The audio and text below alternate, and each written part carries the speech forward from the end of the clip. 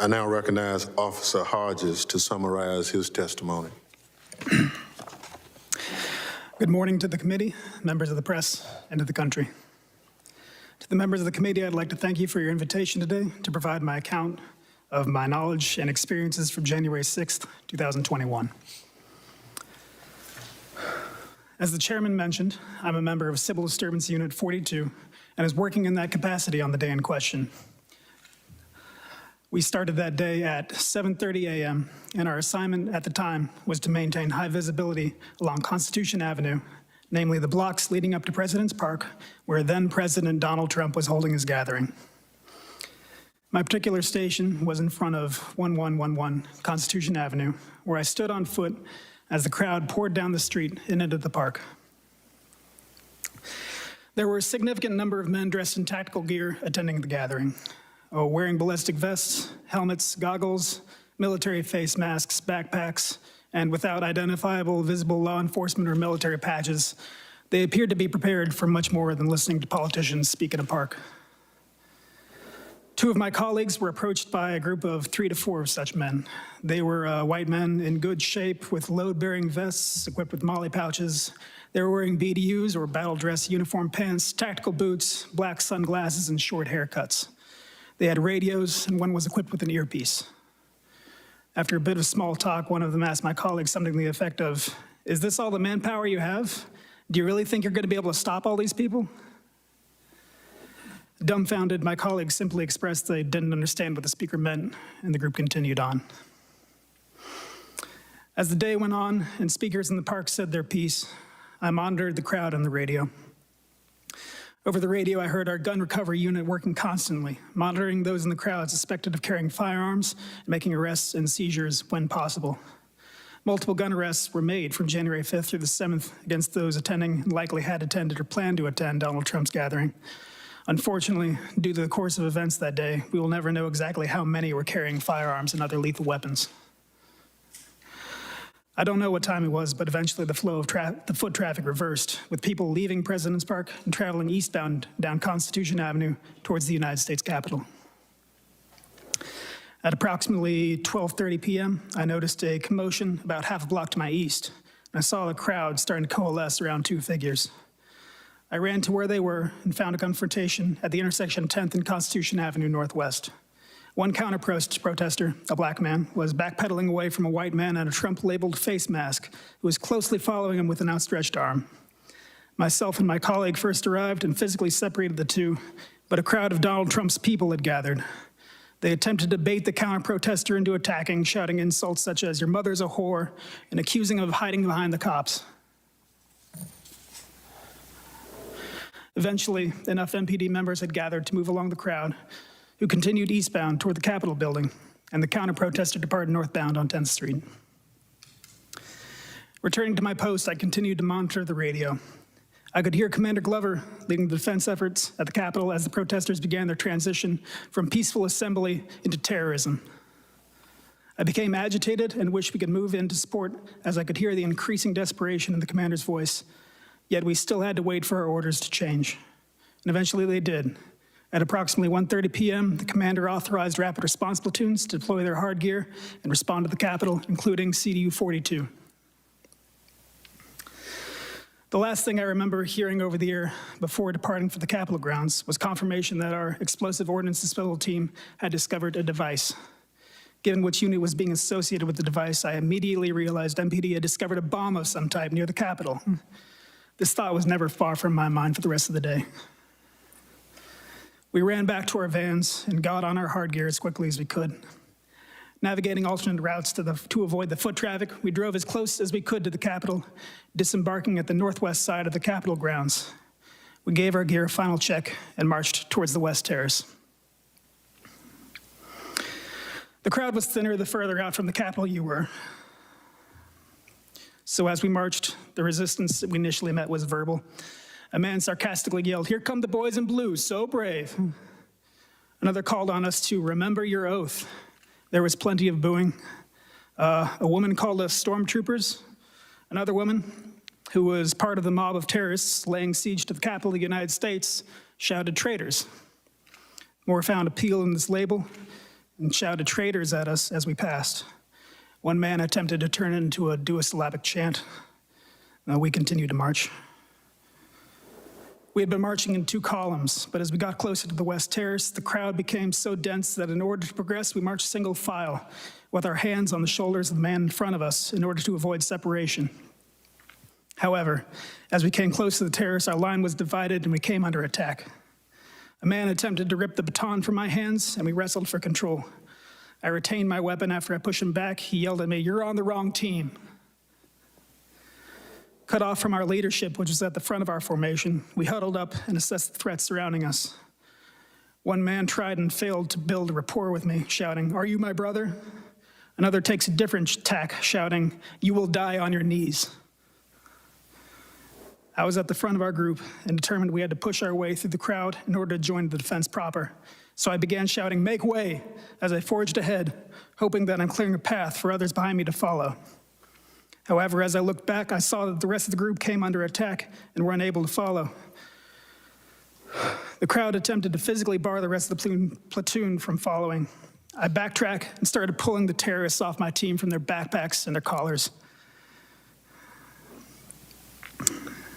Around this time, one of the terrorists who had scaled the scaffolding that adorned the Capitol at the time threw something heavy down at me and struck me in the head, disorienting me. I suspect this resulted in the likely concussion I dealt with in the weeks after. Another man attempted to disarm me of my baton, and again, we wrestled for control.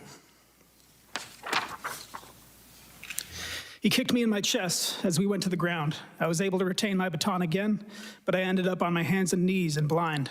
The medical mask I was wearing at the time to protect myself from the coronavirus was pulled up over my eyes so I couldn't see. I braced myself against the impact of their blows and feared the worst. Thankfully, my platoon had repelled their own attackers and got me back on my feet. The crowd started chanting "USA" at us, and we struck out again for the West Terrace. I led the charge through the midst of crowd control munitions, explosions, and smoke engulfing the area. Terrorists were breaking apart the metal fencing and bike racks into individual pieces, presumably to use as weapons. Thankfully, we made it to the secondary defense line on the West Terrace that MPD and Capitol Police were managing to hold. The rest of my platoon got behind the line, and we could take stock of the situation. I realized that back during the previous assault, someone had stolen my radio. From that point on, I was in the dark as to our current status, when reinforcements would arrive. Terrorists were scaling the scaffolding on both our sides, the tower that was in front of us, and attempting to breach the waist-high metal fencing that was the only barrier we had aside from ourselves. The sea of people was punctuated throughout by flags, mostly variations of American flags and Trump flags. There was Gadsden flags. It was clear the terrorists perceived themselves to be Christians. I saw the Christian flag directly to my front. Another read, "Jesus is my savior, Trump is my president." Another, "Jesus is king." One flag read, "Don't give up the ship." Another had crossed rifles beneath the skull, emblazoned with the pattern of the American flag. To my perpetual confusion, I saw the thin blue line flag, a symbol of support for law enforcement, more than once being carried by the terrorists as they ignored our commands and continued to assault us. The acrid sting of CS gas or tear gas and OC spray, which is mace, hung in the air as the terrorists threw our own CS gas canisters back at us and sprayed us with their own OC. Either they bought themselves or stole from us. Later, I learned at least one of them was spraying us in the face with wasp spray. The terrorists alternated between attempting to break our defenses and shouting at or attempting to convert us. Men alleging to be veterans told us how they had fought for this country and were fighting for it again. One man tried to start a chant of 4 more years. Another shouted, "Do not attack us, we're not Black Lives Matter," as if political affiliation is how we determine when to use force. A man in a QAnon hoodie exclaims, "This is the time to choose which side of history to be on." A man whose shirt read, "God, guns, and Trump" stood behind him, silently holding a Trump flag. A new man came to the front and fixated on me, continually berating me, telling me to take off my gear and give it to him, to show solidarity with we the people, or we're gonna run over you. His voice cracked with the strain and the volume of his threats. He continued, "Do you think your little pea shooter guns are gonna stop this crowd? No, we're going in that building." Eventually, there was a surge in the crowd. The fence buckled and broke apart, and we were unable to hold the line. A chaotic melee ensued. Terrorists pushed through the line and engaged us in hand-to-hand combat. Several attempted to knock me over and steal my baton. One latched onto my face and got his thumb in my right eye, attempting to gouge it out. I cried out in pain and managed to shake him off.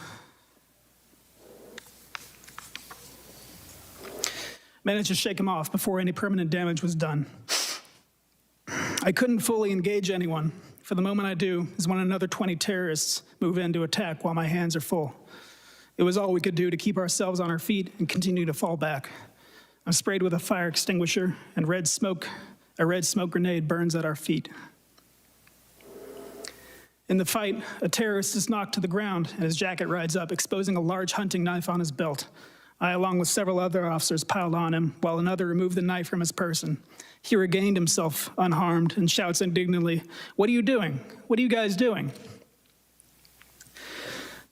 At this point, the terrorists had claimed most of the western terrace, cornering myself and other officers on the southern edge. We found a side stair off of the terrace up to an upper landing, followed by more stairs up and inside.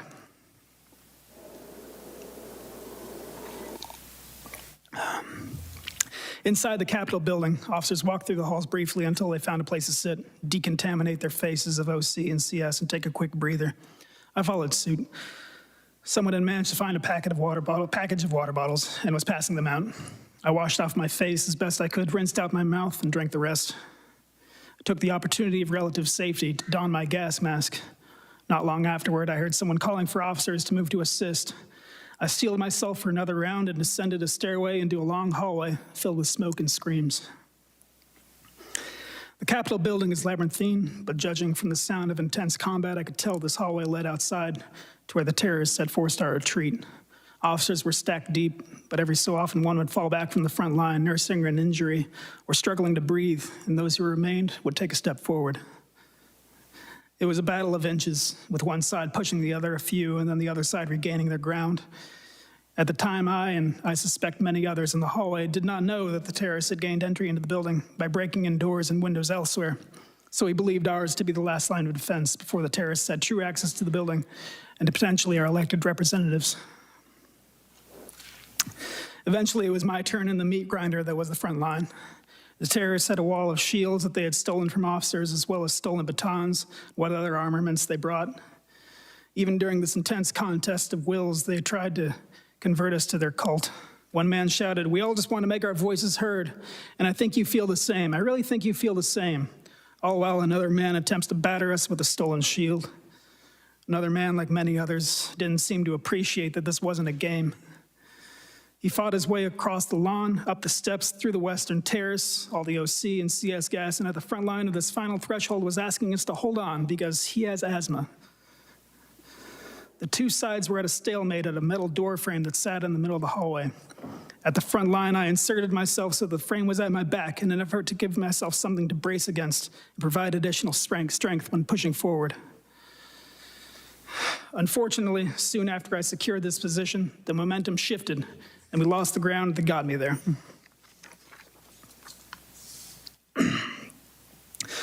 On my left was a man with a clear riot shield stolen during the assault. He slammed it against me and, with all the weight of the bodies pushing behind him, trapped me.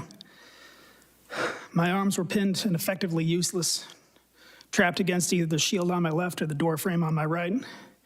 With my posture granting me no functional strength or freedom of movement, I was effectively defenseless and gradually sustaining injury from the increasing pressure of the mob. Directly in front of me, a man seized the opportunity of my vulnerability. He grabbed the front of my gas mask and used it to beat my head against the door. He switched to pulling it off my head, the strap stretching against my skull and straining my neck.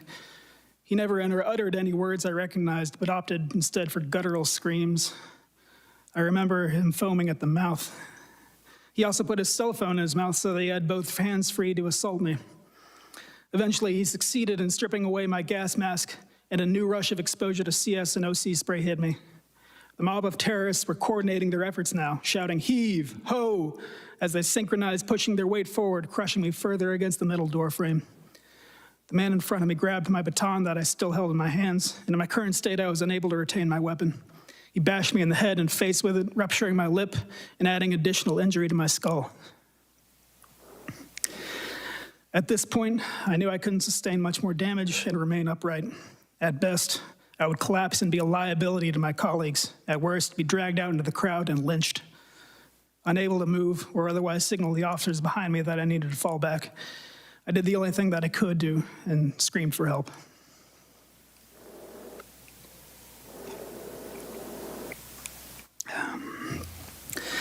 Thankfully, my voice was heard over the cacophony of yells and the blaring alarm. The officer closest to me was able to extricate me from my position, and another helped me fall back to the building again. I had found some more water and decontaminated my face as best I could. I don't know how long I waited in the halls for, but soon after I got back on my feet and went to where the fight was again. Until reinforcements arrived, every able body made a difference. Without my gas mask, I was afraid I'd be a liability in the hallway, so I took the exit outside of the upper landing above the West Terrace.